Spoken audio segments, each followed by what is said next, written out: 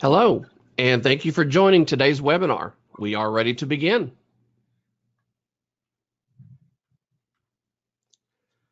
Today's webinar is eligible for one contact hour. Sigma Theta Tau International, the Honor Society of Nursing, is accredited as a provider of nursing continuing professional development by the American Nurses Credentialing Center's Commission on Accreditation. The speakers and planning committee members have disclosed no conflicts of interest. To receive contact hours for this educational activity, participants are required to attend the webinar and complete the evaluation form, which will be emailed to all attendees approximately 1 week after the webinar.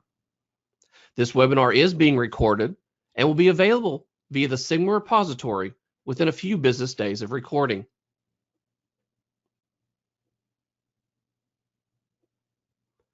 Following the presentations, we may have time for questions and answer.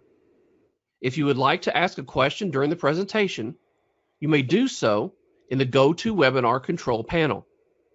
You should see the GoToWebinar control panel on your screen. You can send a message through the questions feature. This is where you can type in any question you'd like to pose to the presenters. Be sure to hit the send so that the message makes it to us. To test this out, please locate your GoToWebinar control panel now and type in the U.S. state or country in the questions feature now.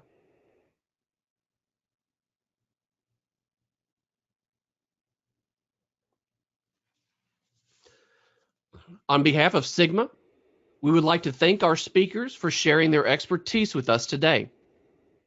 Today, our webinar speakers are from the International Society for Professional Identity in Nursing. They will consist of Nurse Paulette Anest. Nurse Anest serves as the accountable executive leader for ensuring the company's systems delivery qualified nurses and healthcare professionals. She leads development of innovative business strategies that result in cost-effective and service excellence. Nurse Anest has quality oversight of both the Joint Commission and the NCQA quality surveying process and achievement of corporate certifications, which are a gold standard in the healthcare staffing industry. Dr. Terry Hinckley. Dr. Hinckley was hired by the Academy of Medical Surgical Nurses and the Medical Surg Nursing Certification Board in August of 2017. Dr. Hinckley is a registered nurse with over 32 years in acute care nursing in the healthcare setting. She received her RN from Centennial College, her baccalaureate degree in nursing from York University, an executive MBA from Athabasca University, and the Doctorate of Education in the Executive Leadership, Human and Organizational Leadership program at the George Washington University. Dr. Tulamora Landis. Dr. Landis is an assistant professor in the College of Nursing at Washington State University in Spokane, Washington. Her research areas include professional identity in nursing and workforce-related issues. And Dr. Beth Phillips. Dr. Phillips has been teaching since 1996 and teaches in the Associate Baccalaureate School of Nursing program and MSN programs. Dr. Phillips directs the school's Institute for Educational Excellence, which oversees faculty orientation and educational offerings for faculty and staff. She has extensive experience in medical, surgical, and critical care nursing. She focuses on innovative teaching strategies, curriculum development, and faculty development. Dr. Phillips' research focuses on undergraduate nursing students and their clinical decision-making abilities. Thank you all for sharing your time and your expertise with us today.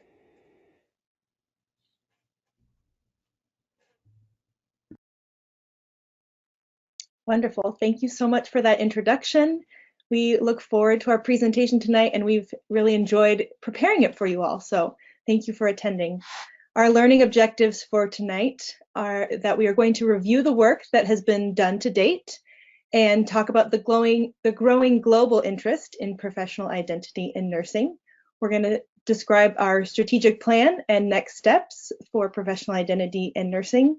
And the fun part will be to explore the vision for the future of professional identity in nursing via 4 pillars of nursing, including education, practice, policy development, and regulation.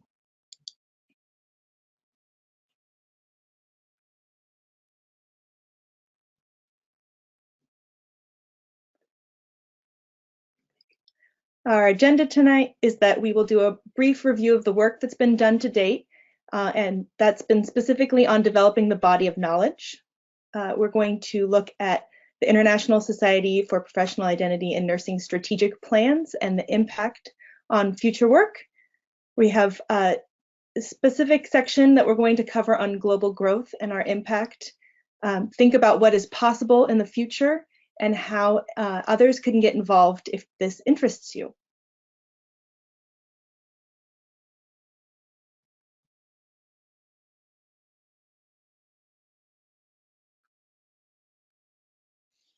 We're going to begin with a poll question. So this is our 5th webinar on professional identity in nursing by ISPIN. So we'd like to know which of the previous webinars that you have attended. So feel free to select all that apply to you, or select E if you have not attended any of the previous webinars before.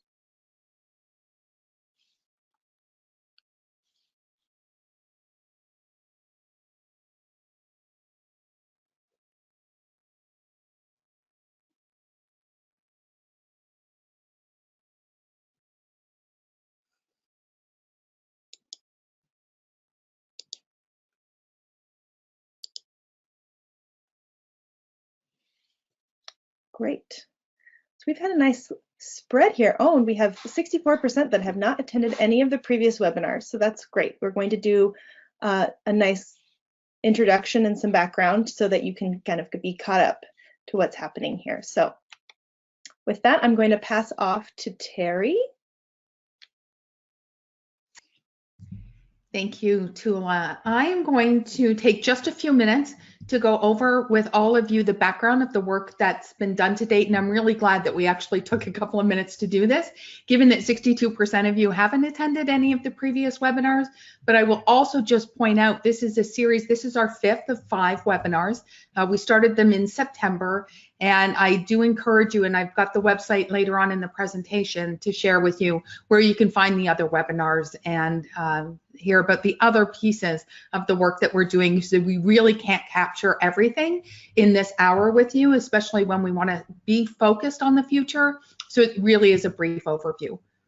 Next slide, please.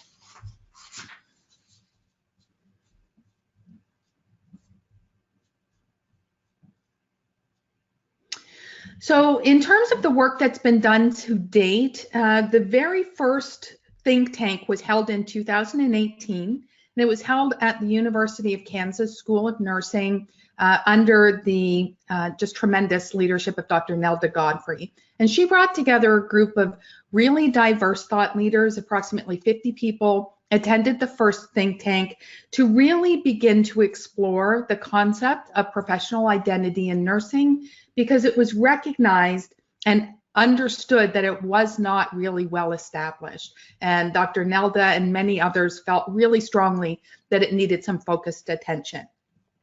The think tank was a great success. There was interest and momentum in looking and exploring this further. So they wanted to have another think tank in 2019.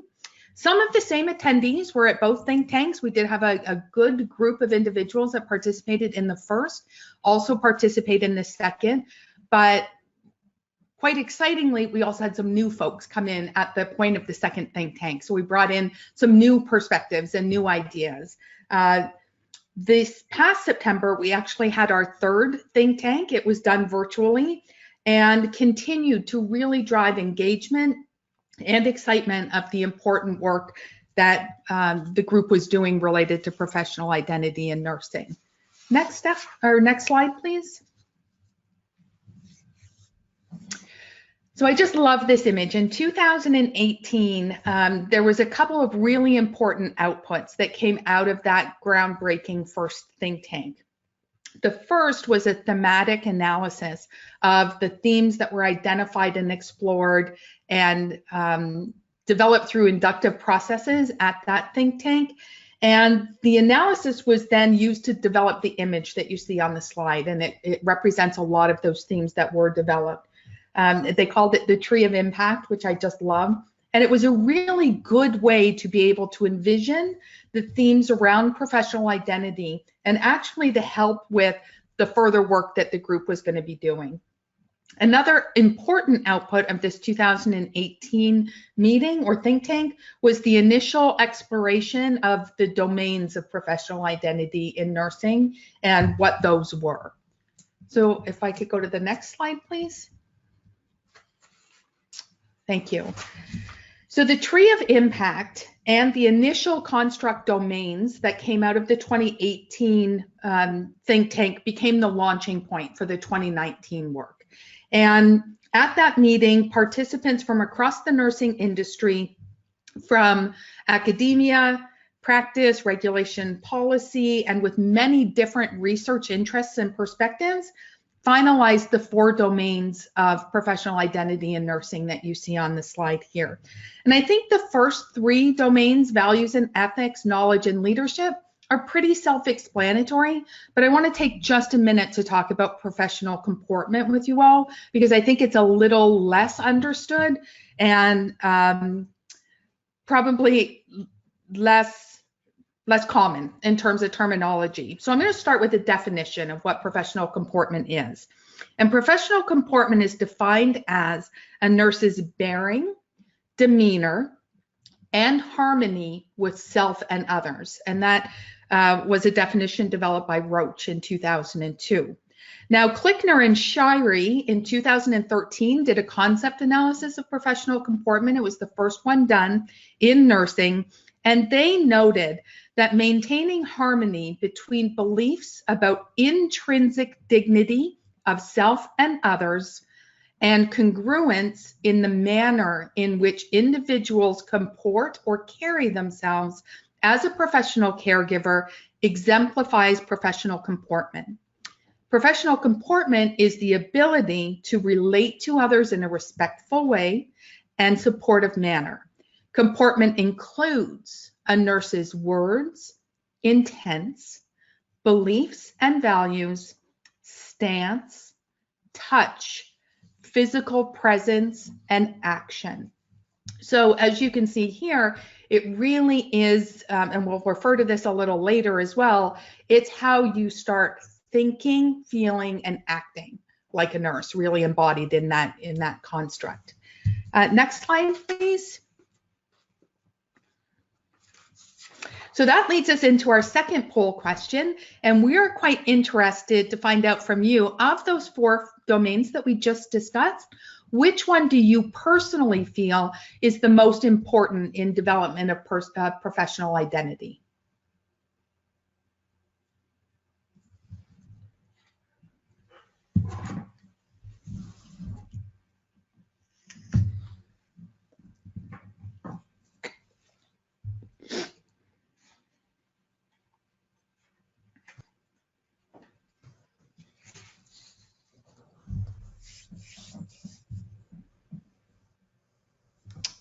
Interesting. Okay.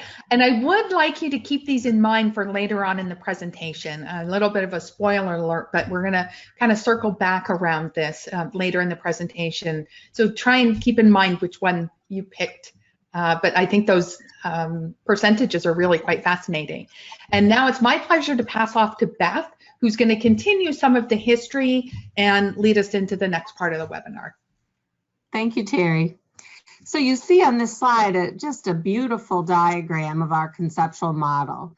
At our 2019 think tank and then moving into 2020, we really tried to hone in on what we're all about. What do we see ourselves doing in the future with this? How do we conceptualize and then turn into reality the things that we felt were so important? And so this diagram, it's very busy. I'm not going to go through each piece of this, but each word really represents a huge component of what we do.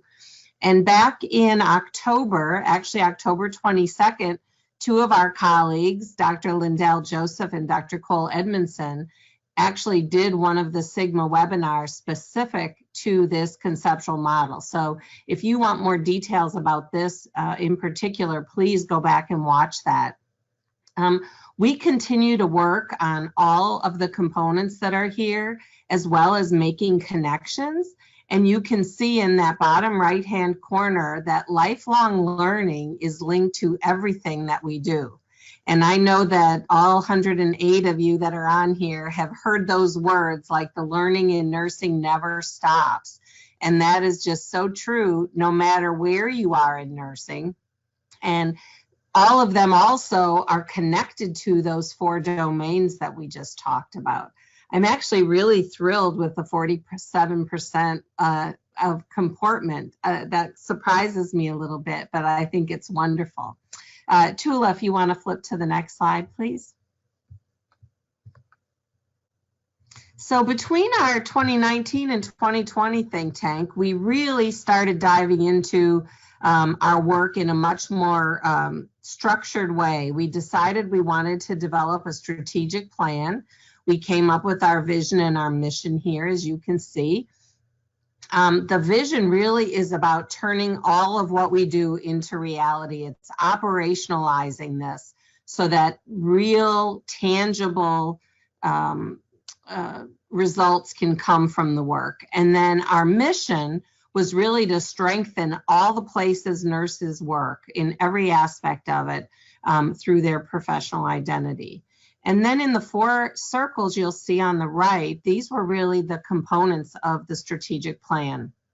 We decided we had to form a leadership group, an executive board that would make decisions and kind of help things move along and keep a forward-thinking vision going, which is very important to us.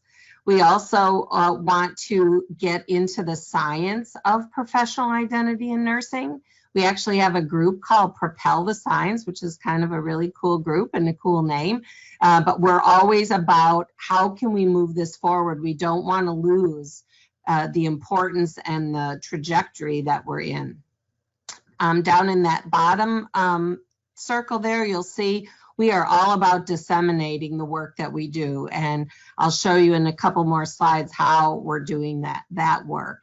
And then finally, we really see this as not just about us, those of us that are a part of this. We really want to collaborate with nursing partners and interdisciplinary partners all across the country and the world. And we want to also include our consumers, because we need to know what they think about nursing, and we want them to see how important professional identity is.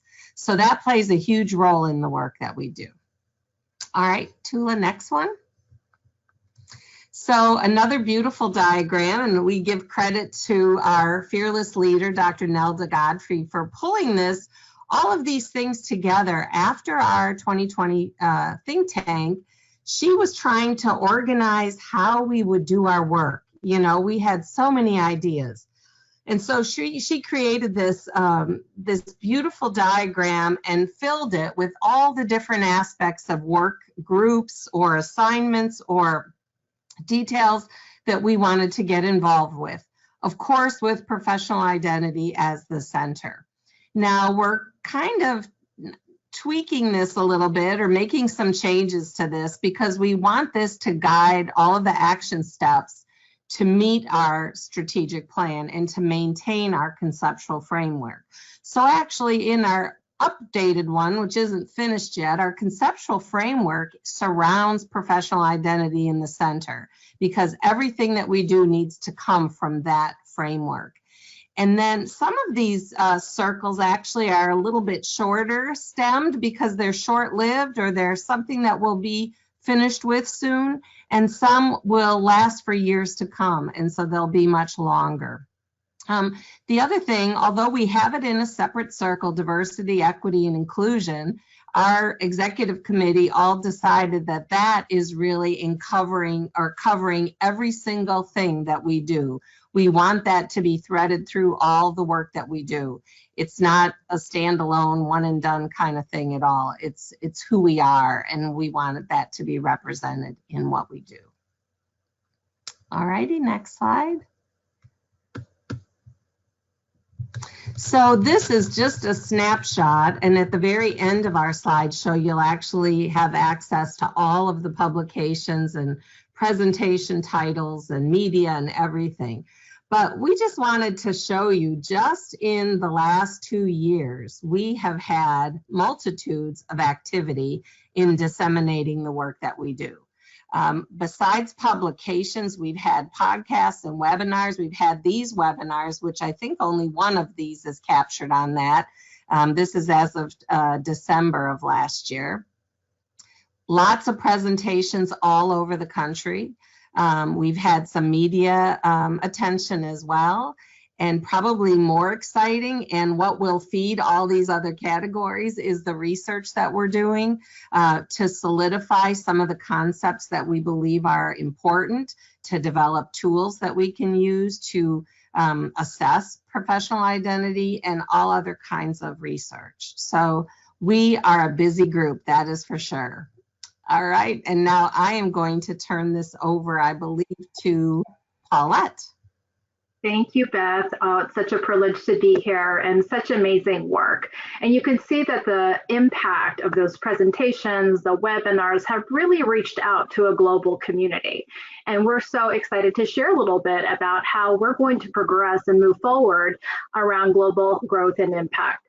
When we think about the professional identity of nursing, we think about the entire health ecosystem. Just really starting with the research scientists, the academicians, the practitioners, right, the industry experts, and of course, we couldn't do this with every single clinical leader in various roles and practice settings.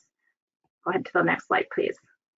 And so with that, as we talked about, there's been several webinars with attendance from various countries. And I think that the vast participation, again, represents our commitment to diversity and inclusion, really learning from one another. You know, what can we learn about our cultural experiences, those lived experiences as nurses over the course of our journey? When I think about when I started more than 20 years ago at Johns Hopkins, I learned so much from our nurse leaders at that time, and continue to do so today. But through this global reach, we are learning more about, as you have said today, professional comportment. What does that look like in a time of a pandemic? What does it look like when we are changing the way that we think about patient care delivery, which we're going to talk a little bit more about? So there's been numerous research activities. We have a committee member, actually, who is propelling the science from South Africa. We're so pleased that he is on the science committee and doing great work. Thank you, Naomi.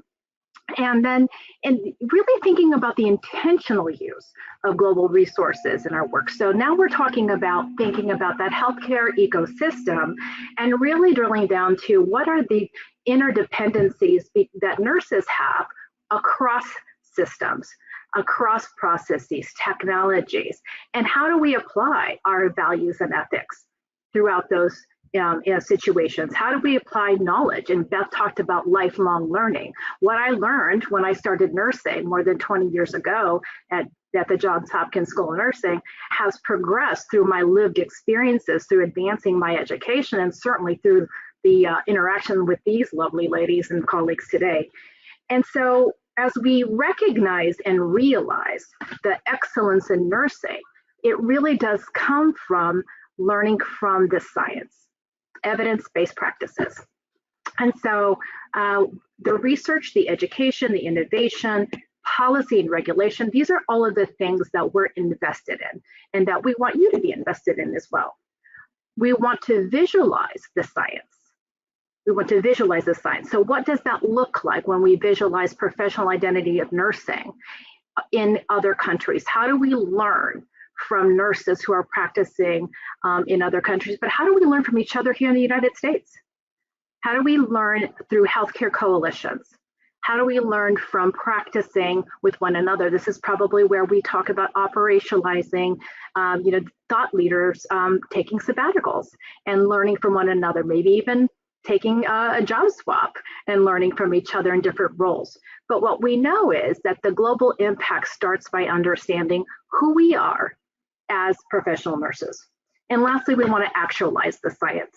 We want to advance scholarly work. Thank you, Dr. Godfrey, for leading the way.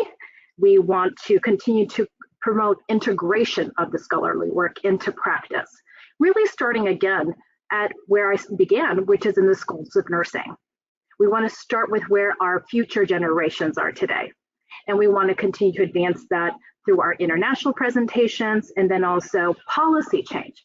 Never has it been more important to bring forward the sentiment of harmony, right? Of harmony in our professional society. And I think nurses do that. We are the most trusted profession. I think we've all heard that more than once. And never more has that been more important to be relational, to be compassionate and caring and trusting, and to advance the science of nursing through the professional identity of nursing. Next slide, please. So we have another poll question for you. This is fun. How much has your professional identity as a nurse influenced your ability to manage through the challenges associated with the COVID-19 pandemic? Let's see.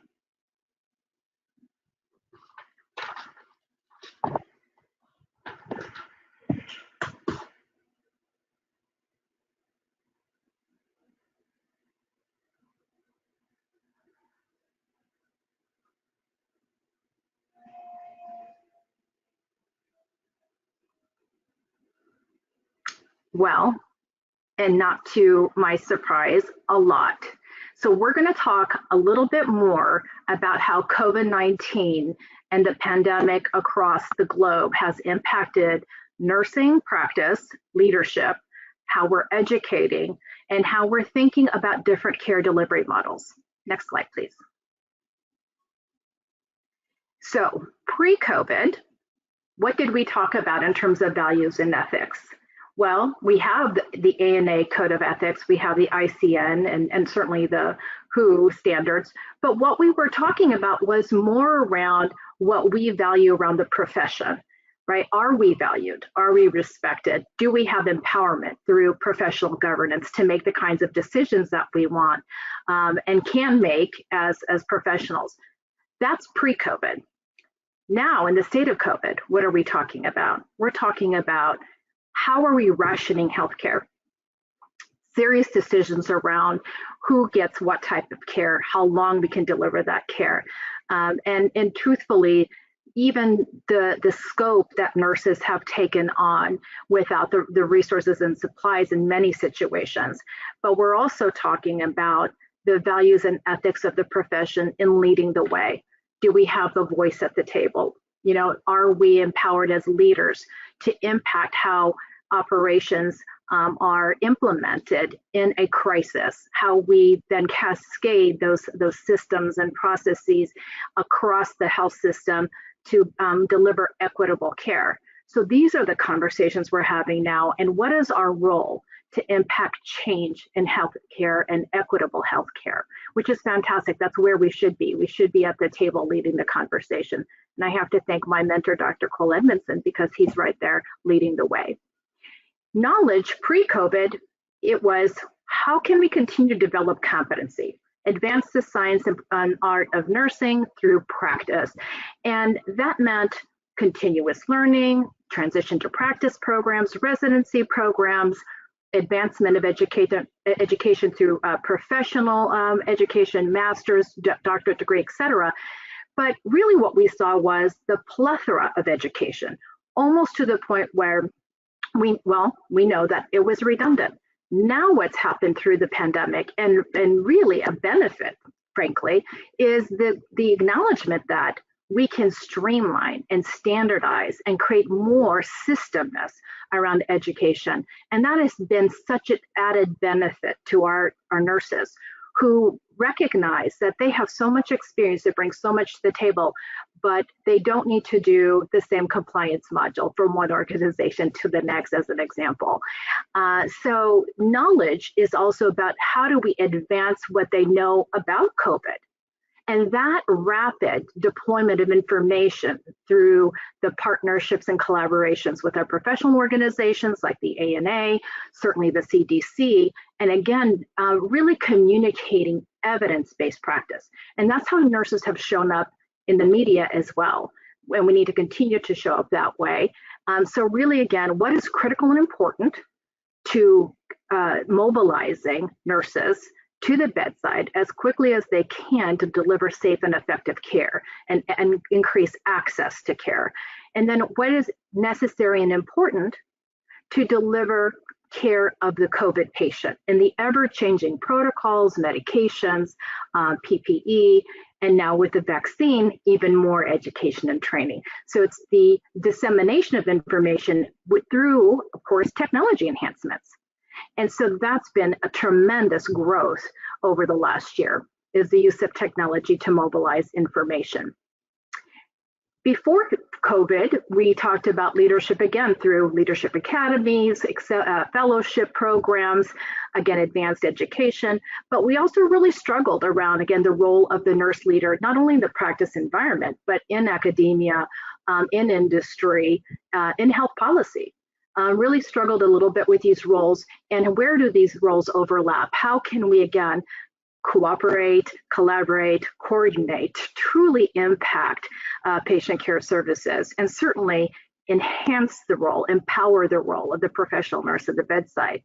What have we learned through COVID? We have more in common. We are stronger together when we come together and we collaborate. So we've seen more cross-institutional collaboration, more willingness to innovate together. You've seen that through various partnerships, and we can do this better across the globe. We can learn from our colleagues in the UK. We can learn from our colleagues in South Africa. We certainly can learn from our colleagues within the United States. So a healthcare consortium that is global, where we learn best practices and we apply those best practices, is better for community health. And then lastly, one of the topics that you chose that you said it was really important, pre-COVID, we talked about resilience. There's lots of great experts out in the field. Again, I have to mention my alma mater, Dr. Rashad from Johns Hopkins. You know, there's lots of people who talk about resilience, but until the pandemic hit, and we knew that there was burnout before, we knew that there was some compassion fatigue. Never have we seen the incidence and the depth and the prevalence of moral injury, of post-traumatic stress, of the kind of emotional pain that nurses are feeling from the mental drain and the feeling of, I can't do anymore. I know I have all the tools that I have, but that's not enough to save this life. And to hear the stories of how they're reaching out to families and amazing, caring, but behind the mask, behind the shield, behind the layers of clothing, the physical connection is so different, but they're coming up with creative ways to still make, you know, that connection human and humane. And really the focus around the humanity of nursing stems from what we do to take care of our nurses through care call programs, through mental health programs, through, you know, whatever they need, that is where they are in their journey. And that'll be different maybe for somebody who's new to practice, who's never seen a patient pass away, to somebody who's practiced for 20 or 30 years, who's never seen, you know, a pandemic of this nature and is feeling moral distress from not being able to support those new nurses or to help onboard the travel nurses. They want to do their best. They're doing the best that they can. But resilience really calls for the professional identity of nursing to really dig deep and look more broadly around what kinds of programs and what kinds of research do we need to do, right? And education really starting in the schools of nursing. what have we learned, right, as tenured nurses, as veteran nurses, and how can we apply those learnings to help the next generation of nurses be even better and be more resilient, because we need a healthy workforce.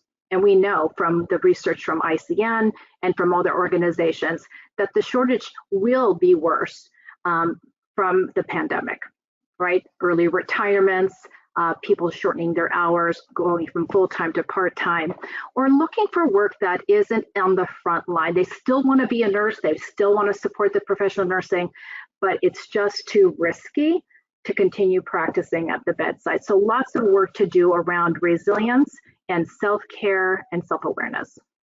Next slide, please. So what is possible? What are the next steps? What can we do to advance our global reach? Really think about these healthcare coalitions. Where do we start? And so what we want to talk about today are really 4 different areas. So I'll begin, and thank you, Tula, for advancing the slide, with regulation. Everybody's favorite topic, I know. But it is important. It is important, and it's never been more important in the mobilization of nurses, and not only registered nurses, advanced practice nurses, leaders, educators, again, and across all practice settings. And so the professional identity of nursing, the work that we're doing, is really the next step is to say we need a solution around national licensure. We need to approach this holistically, right, as a healthcare coalition. Why? Because we need to mitigate risk. We need to ensure that patients receive timely and effective care, and nurses are willing to go where the need is greatest.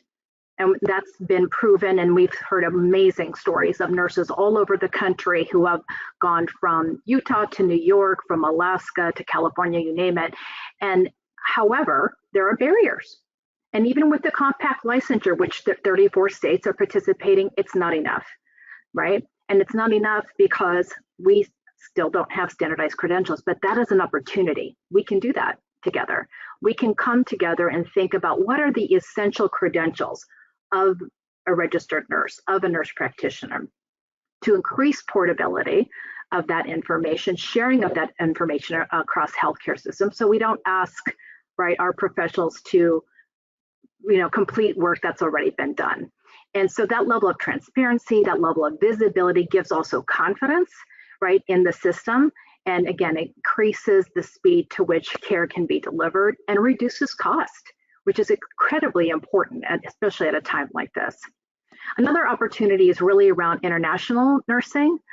Very important, but we also have to be really concerned and maybe conscientious again about the healthcare ecosystem in its totality, because if we are exporting too many nurses from one location to the next, we will disrupt that system, and they will also be challenged as we are here in the United States. However, it is so important because it drives diversity. It helps us develop more equitable solutions, because people who come with bright ideas and other experiences just make us better. So what do we need to do? We need to have better international visa regulation. And there is actually regulation that's being proposed now that would expand that. And so we are hoping with the next administration that what we're going to see is some lessening of those requirements, and there will be greater flexibility for nurses who do want to immigrate from one country to another to practice nursing. Telehealth and telesupervision, what an opportunity for leadership. Experienced nurses, even retired nurses, to step into a space where they can support the next generation of nurses remotely. Really super important in terms of also preventing those who don't need, right, acute care from coming to the hospital. So this is flexibility across the continuum from home health to outpatient services, inpatient services, and then even thinking broadly international, where we would again be collaborating through this kind of telepractice. So through technology, through standardization of systems and processes, and then again, sharing of knowledge across healthcare systems would be amazing. Where else could we go? Accreditation and certification standards and measures, really reflecting all of the things I've just shared with you and founded in quality and high reliability. And I do believe that the Joint Commission and other ANCC and other organizations are fully committed to that level of collaboration and coming together to ensure that we are going down the same path. We are on the path forward towards high reliability, safety, and then of course compliance. So lots of opportunity through regulation. And now I'm going to hand it off to Tula, who's going to talk to you more about policy. Wonderful. Thank you, Paulette. So as we go forward with professional identity in nursing, some of this relates a little bit to regulation, but is also specific to policy. So I think when we talk about the 4 domains of professional identity in nursing, in the future, I would hope that we see that in our scoping language when we talk about scope of practice for nurses and what we do and what we can do hopefully in the future. So that is what some of the hopes for the future is, that if we all have the same language around our profession, that we can put that into the scoping language as well. And then that becomes our vernacular that we share in our profession. Some other issues that are close to my heart and my research are around legislation around workplace issues, specifically to nurses that do shift work. So much of what we do as professionals that gets impacted when we do shift work is that there are not enough times for breaks for nurses, that there are different legislations federally and to state as to how many hours we can work, when our breaks are allowed, the times that we can take our breaks, and even staffing ratios vary from state to state. And I would hope that in the future, some thought around what it means to be a professional in that shift work and how we can legislate around that to protect nurses and the work that we do. And then finally, the big exciting thing that I would love for us all to think about of nurses is payment implications. So right now, as nurses at the bedside, we are considered part of the room and board charge and payment in the current setting. And I would hope as we evolve in our professional identity and how we define ourselves as professionals, that we could think more about how nurses get paid. Could we charge for our services? Can we take those baby steps even in ambulatory care to say that we charge for care coordination, that we are an important member of the multidisciplinary team and we get paid for our input? Right now there's work around HCAHPS scores, particularly connecting professional identity and patient outcomes and patient quality of care, and that language around the professional identity of our professional comportment, if I can speak this evening, and the quality of care that we provide to patients. If we can link those things, then we can think more about how nurses get paid in a more significant way. So, and then we will pass it on to Beth. Thank you. So you all saw we have some future educators there with Paulette. So we're going to talk about that. We need nurses. You all know that. This is so exciting to me because I see so many opportunities to grow the education pillar in relation to professional identity in nursing. Although it's mentioned in most of our curricula and you can read a little sentence or two in your textbooks about it, we need more. We need concrete strategies on how to ensure that all of our students, you know, dig deep into themselves and find their own professional identity. Starting from our LPN programs all the way up to our doctoral programs and everyone in between. We need to establish tools and strategies for them to learn these things, to test. Tula's working on a wonderful research project to actually find a way that we can test professional identity in nursing and kind of get a score on that. All of these things, we need to use technology. We may have virtual platforms, videos, textbooks, modules for people to learn. And this is not just necessarily an education. This could go into continuing education as well as nurses branch out and they need to keep up their CEs and they're moving from job to job. A refresher on these things would be really important. we cannot forget about faculty and instructor development in this way. You know, some of us have been around a lot longer than others, and we might forget what we learned about professional identity. And so we may need to refresh as well and just kind of energize each other as far as this goes. And then finally, I could envision having DMP projects, PhD dissertations, and other educational research studies about the difference that professional identity makes in with our patients. We're involved in a study now that is just showing us how important it is to quality care of our patients and protecting them, keeping them safe. And so there's lots of room for this kind of growth as well as we move forward in this pillar. And finally, I'm going to turn it over to Terry to talk about some of our practice strategies. Thanks, Beth. I hope that what you're seeing as we talk about our pillars and really just ruminate, we're just brainstorming and ruminating what's possible and where we might be able to go once we embed professional identity in nursing across our systems and across our profession and have a common language and a common sense of what that looks like. And that's been part of the fun part of preparing with these ladies for this webinar, is just really, you know, how do we envision the future? And one of the things Beth mentioned, and I will say I am a quantitative researcher. I did my dissertation was a structural equation model. So bring on the stats. And I am so excited to get this instrument for professional identity in nursing, because there is a lot of deep and rich qualitative research out there.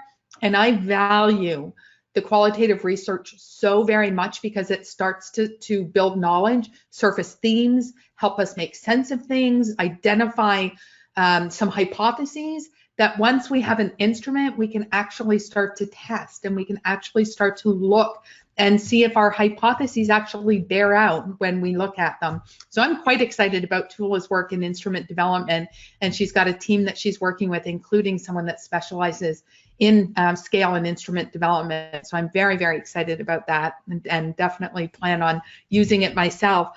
But we also recognized, and Paulette just spoke so poignantly, and part of the reason that we wanted to talk about COVID in the global context was we didn't know how we couldn't. We have to face that is our global reality in nursing right now, is dealing with that. But there are folks like myself and a number of people in the profession, all of us on this webinar and many of my peers, that recognize that it's going to be a lasting impact.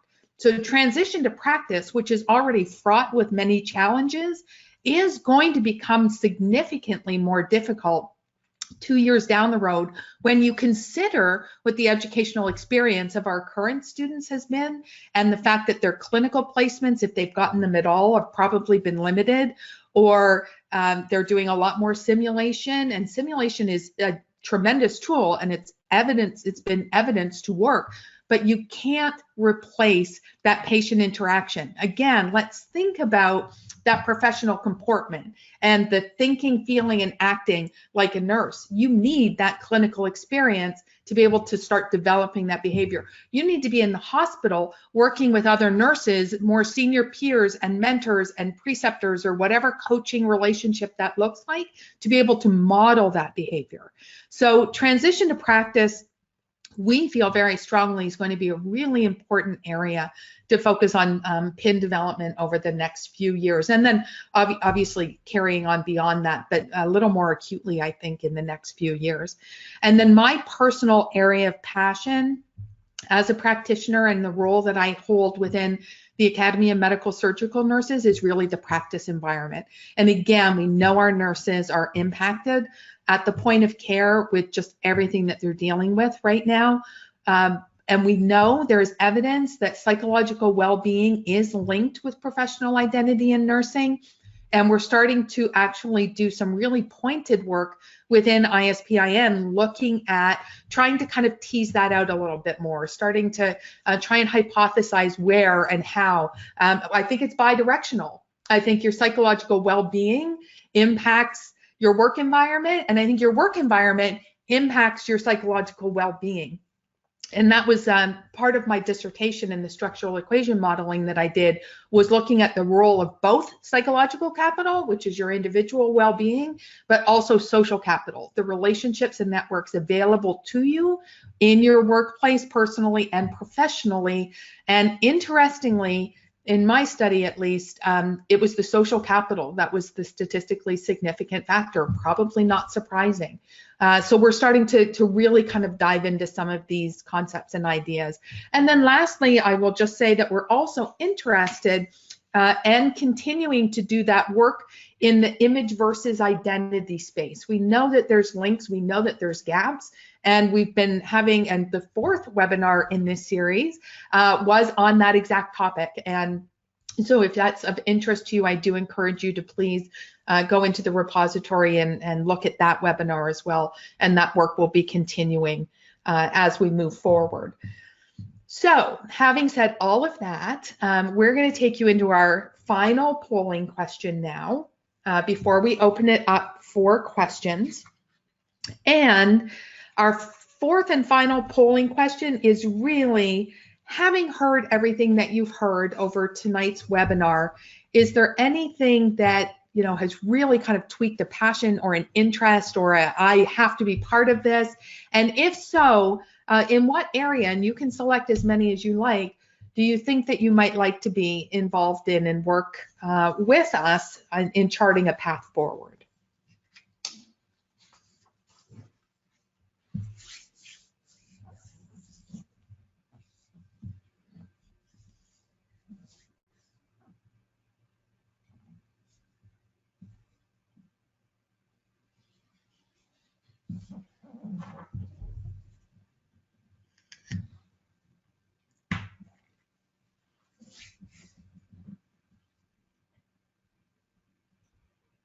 Oh, wow, that's pretty evenly split. That's tremendous.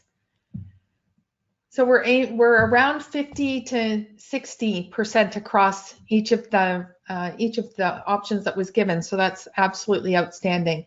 I will, before we go into questions, and we hope to enter into discussion and expand upon anything that you might be interested in that we spoke about this evening, or even future work, I will just, on the next slide, there are how to get involved. I'm sorry, Megan, sorry, Tula, the next one beyond that is how to get involved. And you'll see my name and my email address there, as well as Carrie Ann Waybrew, who is my partner in crime on the dissemination work group. We would be happy to connect you with any of the other work groups or any of the other folks within the organization, depending on your area of interest. I did promise that I had also included the Sigma repository for professional identity in nursing in the previous webinars, and that link is provided here, as is the website that houses sort of our documents, what we're doing, our newsletters. Please feel free. It's within the KUMC nursing web pages, and it's got its own sort of little website in there, or page at least in there, where you can find all of the great things that we're doing. And with that, we have finished our content, and we are happy to answer any questions that you might have for us.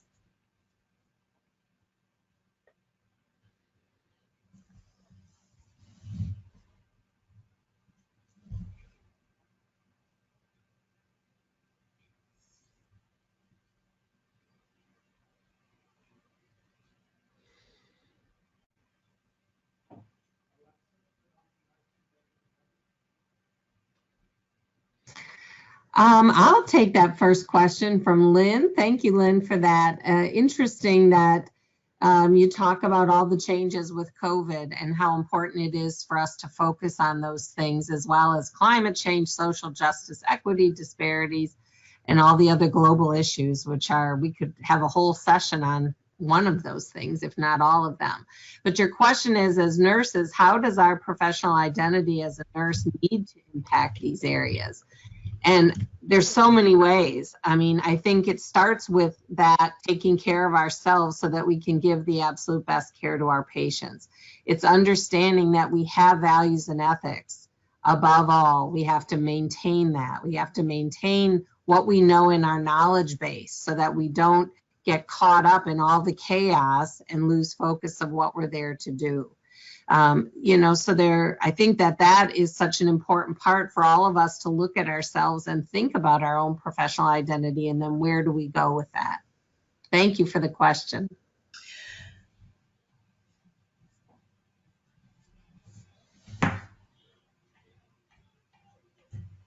So we have another question that's come in. Since I've been retired for 6 years now, how best can individuals like myself become involved? Paulette, what are your thoughts on that? That seems like a perfect question for you. Well, I thank you. There are so many ways that I think we can leverage your expertise as a retired nurse. And in the job that I'm doing now through AMN Healthcare, we need your type of expertise in mentoring all of these new nurses and students. Terry talked about how students need to be at the bedside. We are placing students at the bedside as a second pair of hands. They are giving COVID vaccines. They're doing COVID testing. So I believe we need more of people like you who raise their hands to say, I want to practice, I want to teach, I want to supervise either directly or remotely. And I think there's a place for nurses like you who have the maturity, who have the experience and the know-how to be the compassionate, empathic voice on the phone. When a nurse who's in her first or his first or second year has seen trauma of this nature really for the first time, they need somebody who understands, who's walked in their shoes.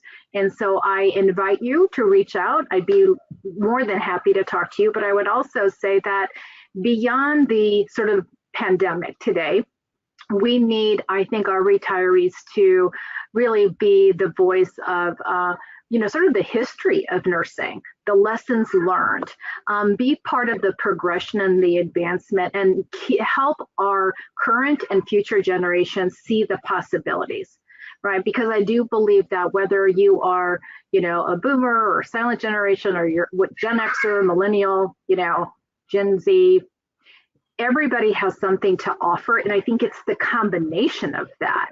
It's the interaction of that. So please, come forward. We need you. We want you.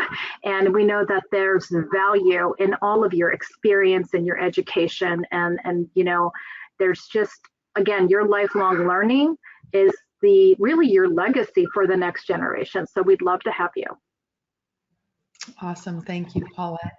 There was a question actually for me asking if I had experience with the tool developed by Godsey and Hayes, and I do not.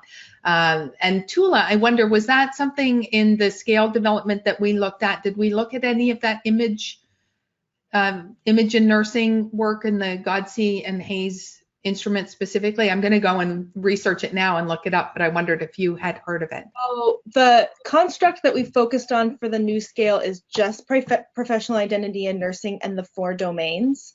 Mm-hmm. We did not focus on the image. So if you were concerned with just the image, then go for Godsey and not the new tool. That's their construct. But if you want to look at the whole picture of professional identity in nursing, then hold on tight for the new one.